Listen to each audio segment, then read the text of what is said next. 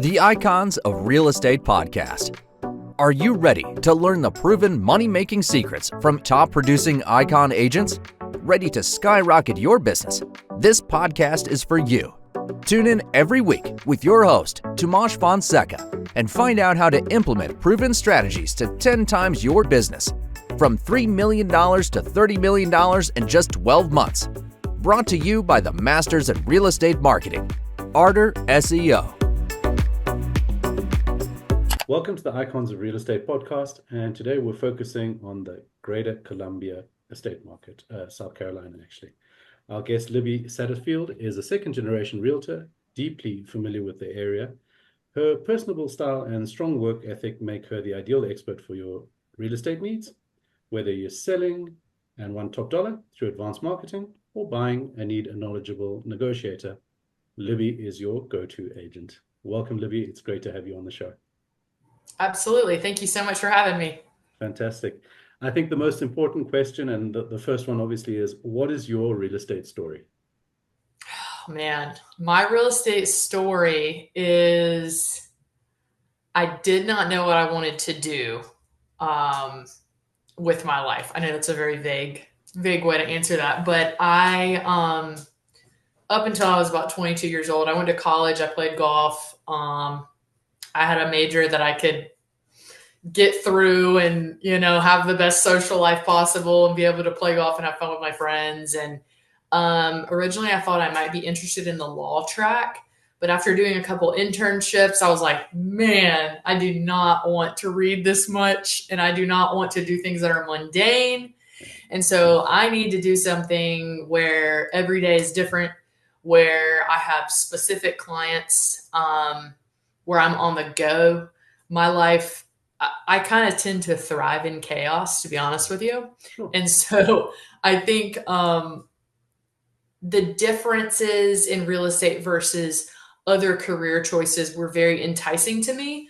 But I did not have my real estate license right out of college. So I worked a government job that sweetest, nicest people there, great place, but it was just not for me. I mean, it was sitting at a desk, 2 monitors, 2 phones, didn't have a window. Everyone's talking about retirement and I'm 22, 23, 24 years old. And I'm like, oh my gosh, like I went from a really busy, just high paced schedule to I'm doing a lot of data entry and opening mail and then just putting it in a spreadsheet, or, everybody that calls was calling about something that they didn't like about government policy. So it was like, I can't win. This is terrible. Your phone must have been ringing off the hook. I was just like, this is really really long bathroom breaks, really long, a lot of Starbucks trips across the street. I mean, and then on top of that, I was driving, or not that I was driving that long, but I was in peak traffic based off of where I was living. And so I had to be there at 8:30, had to leave at 5:30, I believe it was. So I am in the worst traffic too. And like most government jobs, I mean, nobody does them for the money. So, I mean, I had great insurance, but it was this is not what I want to do with the rest of my life. And so honestly, I had to do a lot of soul searching, actually did some career counseling. My grandparents were in real estate, but believe it or not, they were not pro me going into real estate at all. They were like, It's really hard. Don't think it's going to be easy. It's not a get rich quick scheme. I was like, I don't think that. I'm just interested in it. So, my grandfather was a lot more welcoming to the idea. My grandmother, who I was super close with, was actually just hard, fast. No, you shouldn't do that. Don't do that. You don't want to do that. I'm like, okay, well, whatever. Yeah. So I ended up getting my license after I would go to work and I would get in the car. I would speed to real estate class in the traffic, get there by 5:45 or 6. And then I was in a 4-hour long class until 9:45. And then I'd drive home and then I'd go to work again. And I did that for, 6 weeks, and then took the exam and then did the same thing for the following 30 hours. So that's how I got my license, is when I was still employed. Used some of the government leave that I had, to be able to take some extended time to around Thanksgiving for studying for the exam. But then it took me another 6 or 8 months to actually quit my job. Like, my dog. You can probably hear my dog. Fine. Part of the podcast. It's lovely. Okay. Well, anyway, it probably took another 6 or 8 months for me to actually get the courage to quit, because I thought, oh my gosh, like, what if I don't make any money? And even though I wasn't making a lot of money at all, like, it really wasn't worth staying. I mean, I was babysitting, I was selling stuff on eBay, I was doing whatever I had to do to make extra money. Like, I did not care. I was just trying to, I would house sit, like I would do whatever. And I was probably making just as much doing the side gigs as I was at my actual job.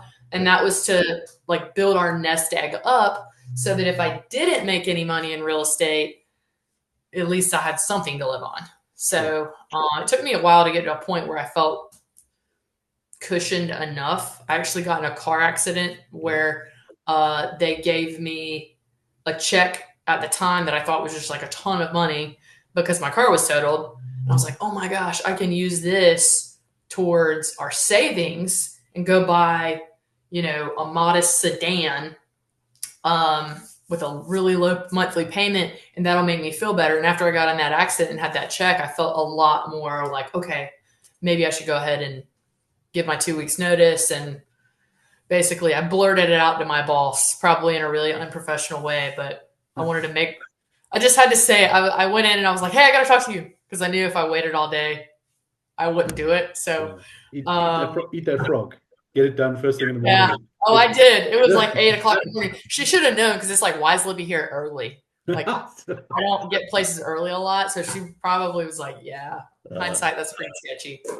But that's how I got into it. I mean, it's not like I grew up thinking, oh, I'm going to do this. It was just after exploring a lot of options and then figuring out what I did not want my day-to-day to look like, it seemed to align drastically with meeting new people, different things every day. I am very good with numbers and finances and what I like to call real life math, like calculus and all that, whatever. But day-to-day math, return on investment, thing like that, interest rates, I'm there for that. So it just aligned with what I felt my skill set as a person is. And I felt if I found the right network of people at a good brokerage and leadership, as long as I could absorb that, that it could potentially be a good fit. And luckily it has been. I think I've had my license now for 8 years. So praise God, I didn't have to go back to a normal job because it was just not for me. Fantastic. I mean, that's really incredible. Like, it's so, you put in the hard work in the beginning, going to the early classes, making the sacrifices.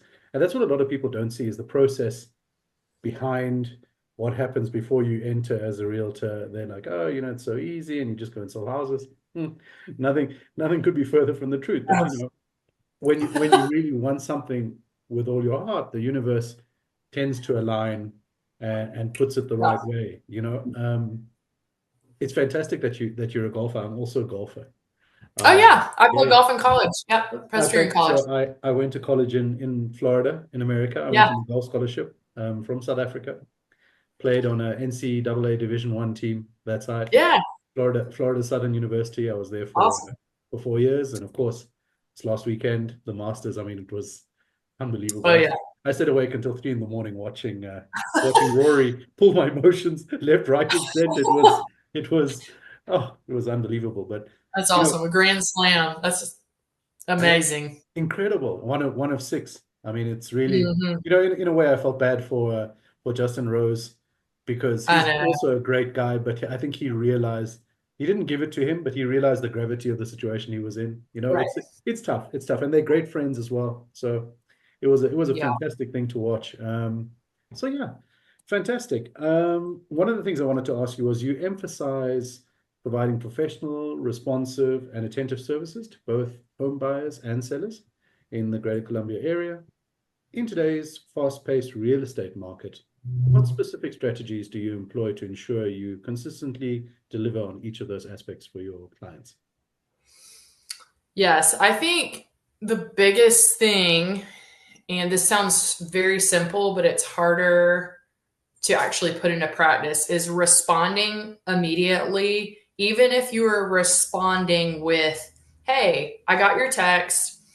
I'm not able to discuss this in detail right now. Yeah. Can we talk about this at 7:30? Or when I'm done driving, not texting and driving, using Siri and saying, hey Siri, text so and so, let them know I'm driving, but I'm going to respond as soon as I get this. Sometimes I won't even open up a text message or an email, because if you're in a high-paced real estate environment, which a lot of agents that are probably listening to this are, Yes.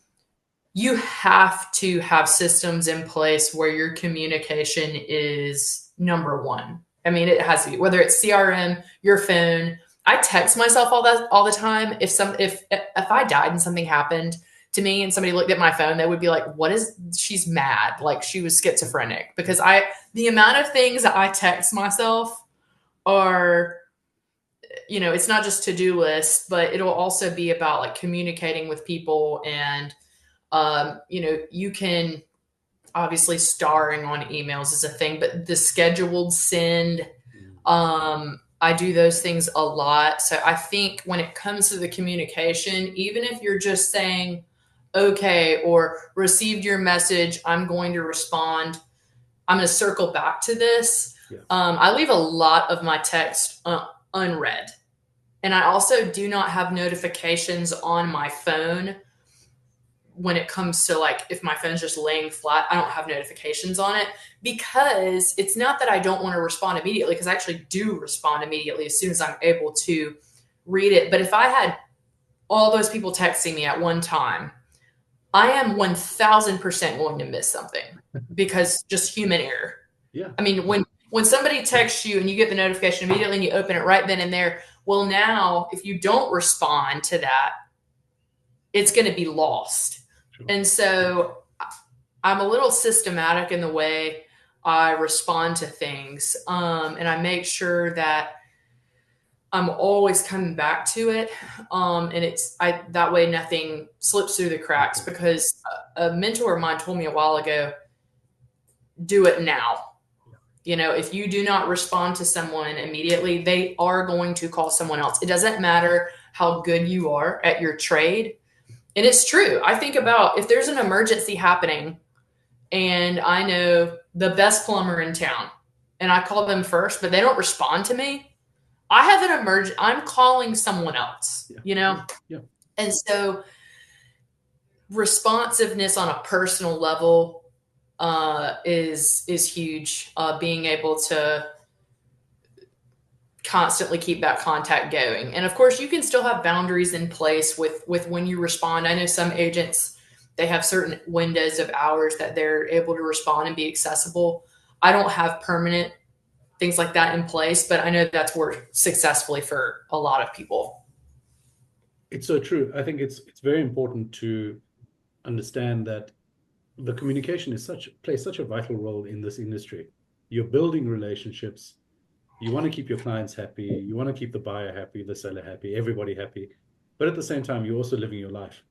Like, Right. I get where you're coming from. You can't be on your phone 24/7. And the problem is you're responding to one request, and as you're responding, a notification comes through for something else, and that immediately Right.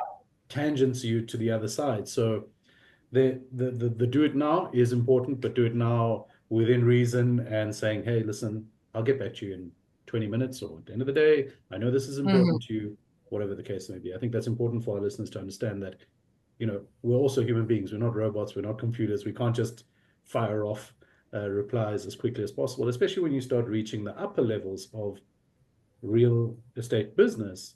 You are going to be wanted because your referrals will be so strong. Right.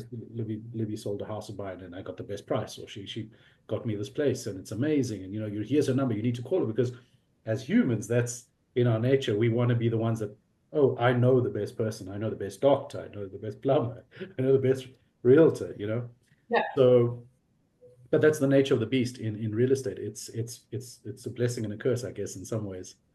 My next question is, your bio highlights the importance of truly listening to what home buyers want. Can you share an example of a time when actually listening to a client's needs led to you finding them a home they might not have initially considered, and was the key to that successful match? Yes. So I think people, when I sit down and do buyer consultations with people, and that's something I always have done, even before all the lawsuits and everything changed with compensation, I always did a buyer consultation because I felt like it was the best hour or so I could possibly spend with someone to truly listen to them and understand how to serve them best.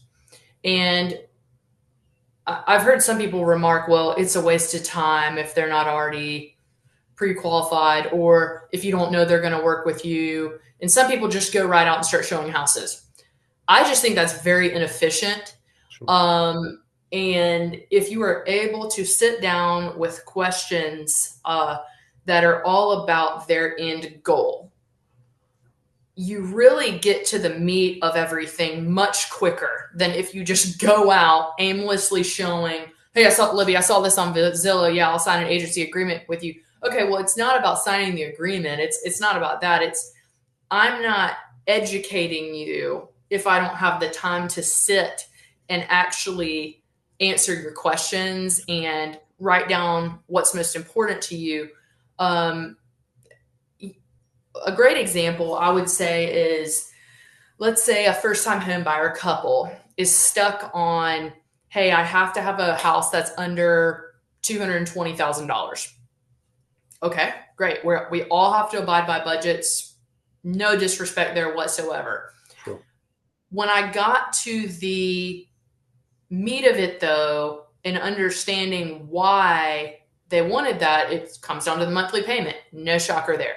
Well, in our market, finding something that is $225,000 that doesn't need a lot of work in an area that is desirable can be very challenging, as I'm sure many of you can imagine. I don't know, it'll be different price points for every listener, but for us, that's something that's becoming much more challenging. Not impossible, but for someone on a budget that also doesn't have money for renovations, sometimes the value is not where the price is. So I've been able to have those conversations of, I'm going to show you what's 220 and 225.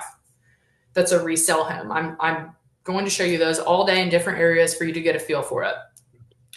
But down the street, there's new construction and it's $260,000.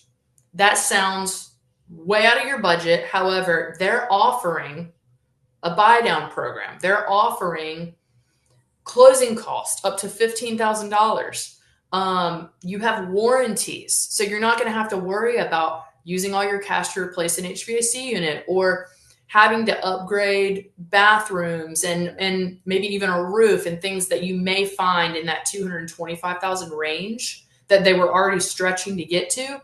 So sometimes if you come right out and you say the answer to somebody, they're going to be like, well, that's not what I told you. And so you have to let them realize it. I've realized that you have to show them what they think they want. And then after listening to them and understanding their end goals, truly showing them great alternatives to what they may have originally thought their idea was, tends to really help them the best. It's like you're their coach, honestly. Sure. And if I'm able to get someone in a new construction home that's in the area they wanted to be in, even though sounds like it's more expensive, if the interest rate and all the incentives are better or the same as the $225,000 house that needed upgrades, what's really in my client's best interest? So I've had that happen many times with, first timers, whether it's a single family home or even a townhome or things like that. Sometimes what people tell you is not actually the reality of what's best for them. And I think they realize that once they trust you and once they realize, okay, this is someone who actually has my best interest in mind. Fantastic. Really, really important. Really, really important point.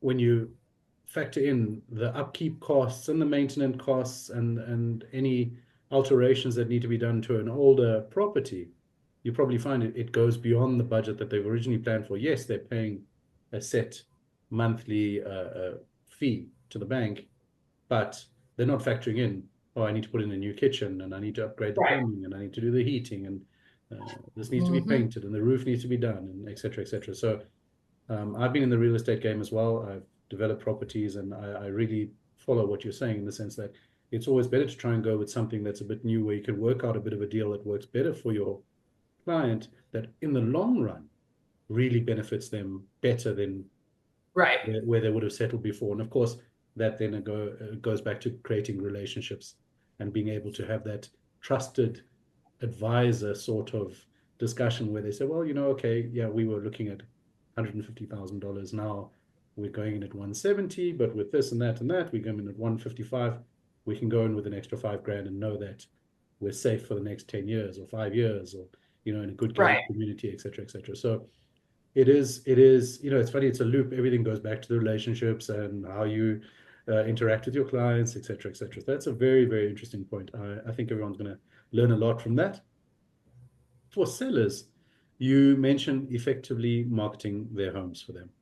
Beyond the standard online listings, what innovative or perhaps unidentified marketing techniques do you find particularly successful in getting properties sold in the Greater Columbia area?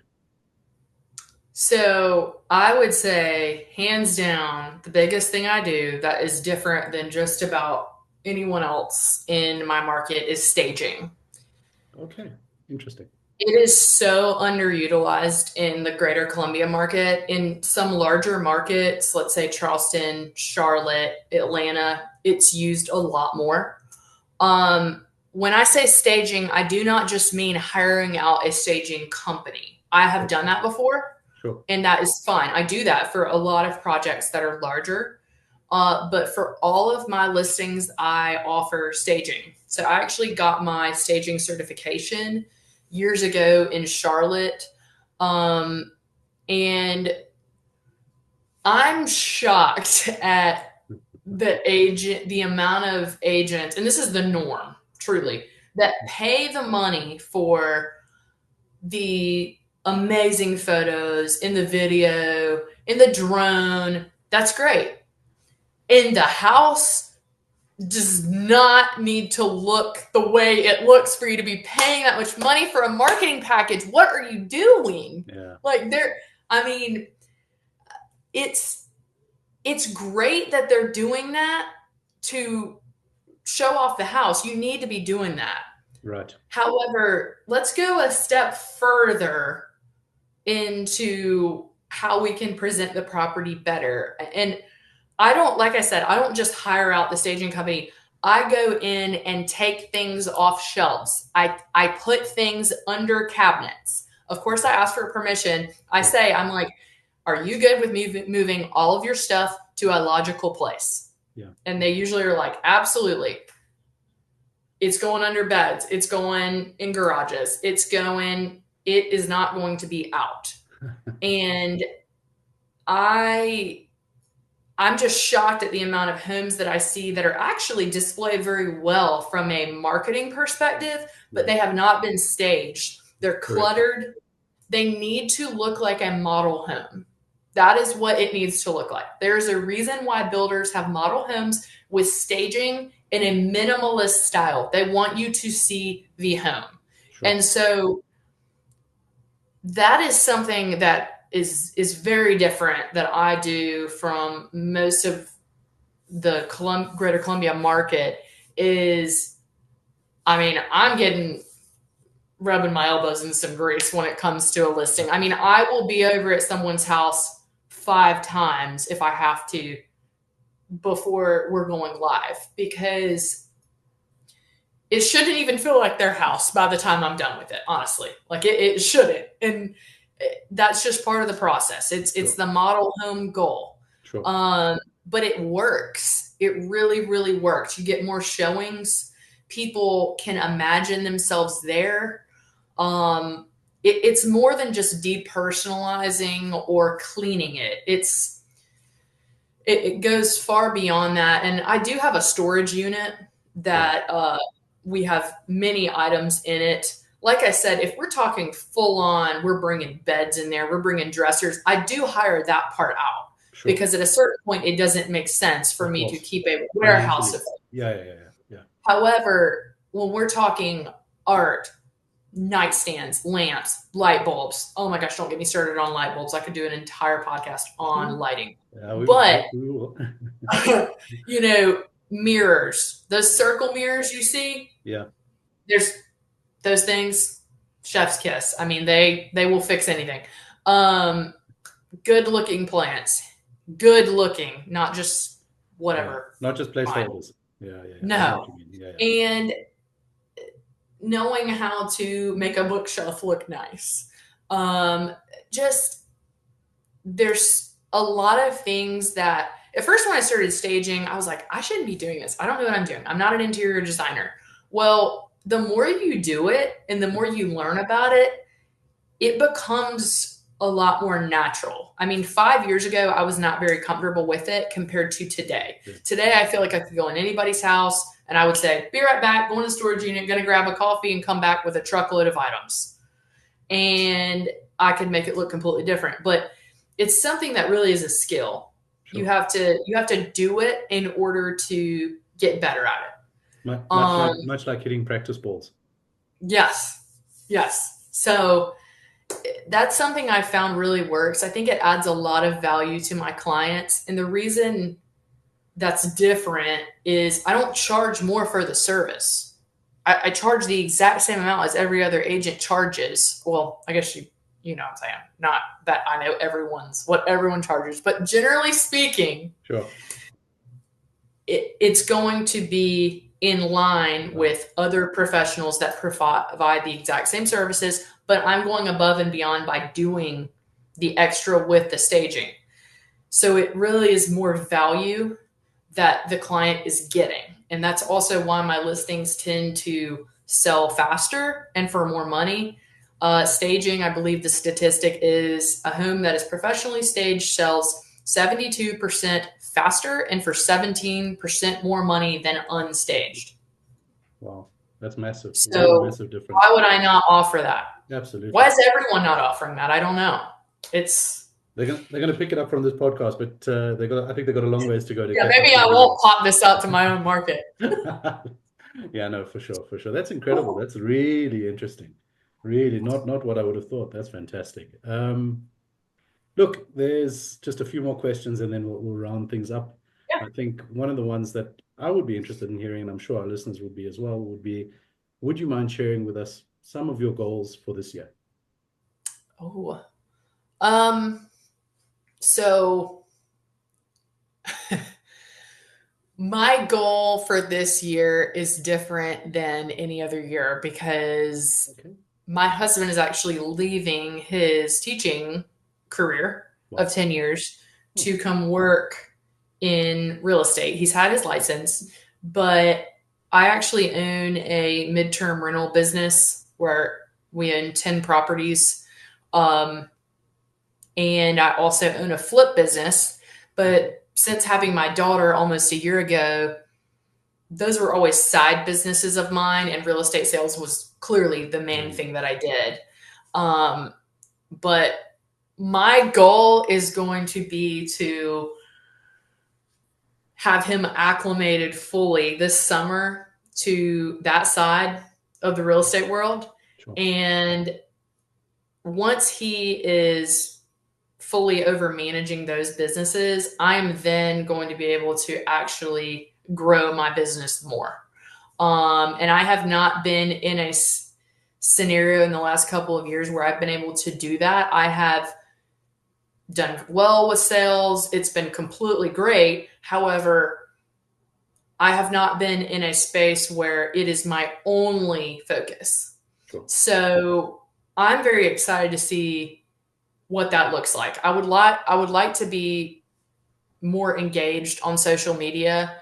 I think that's really invaluable in a lot of ways. More video, and not just of houses, like truly, I envision much more community oriented, lifestyle type content.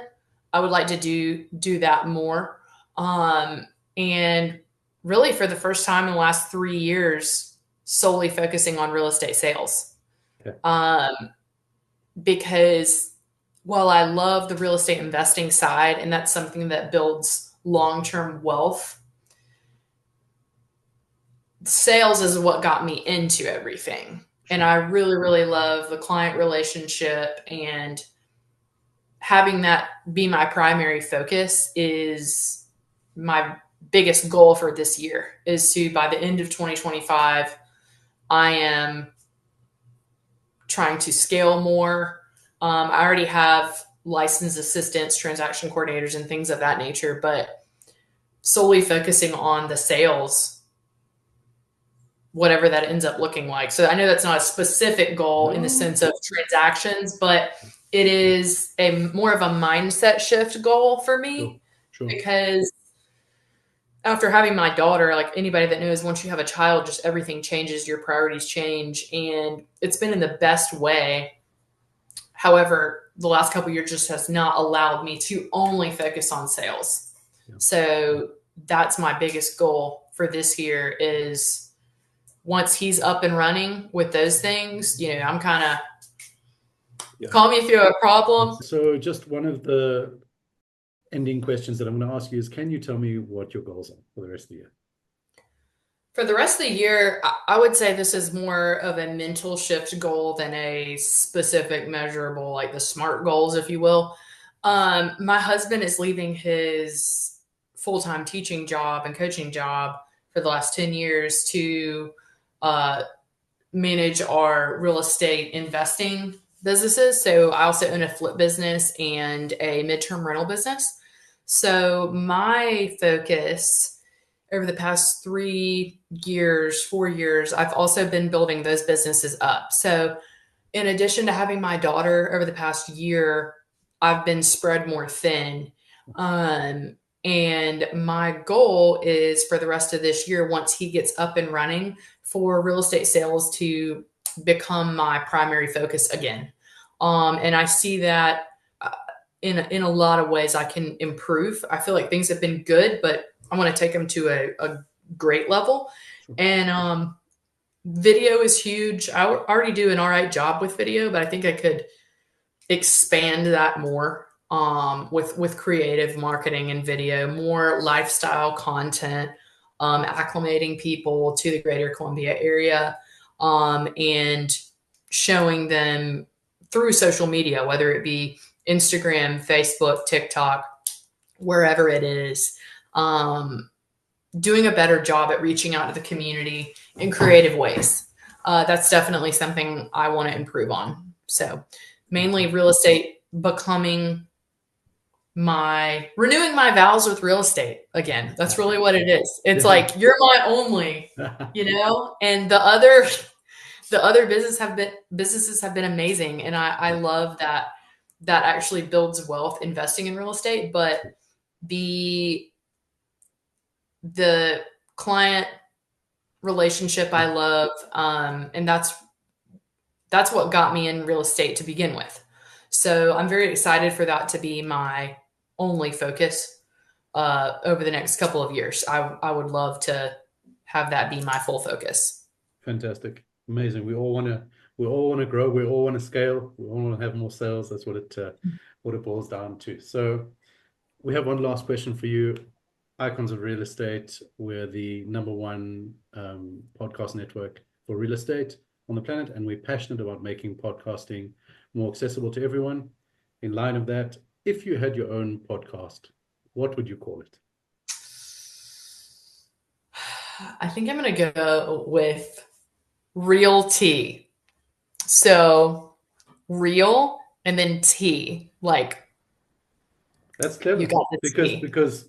in that area, tea is And a we big, could just unplug about, it would have to be other agents just yeah, being completely honest about deals and funny stories and all different fantastic, types of things we could just unplug about if it was with other agents.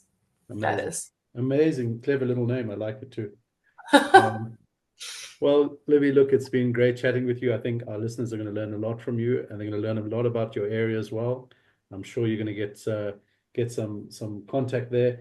Can you also just, this is the time for you to give a little shout out. You can give any social media that you have, or even a contact number. How can Yeah. our listeners reach you? It'll be great to get you some exposure.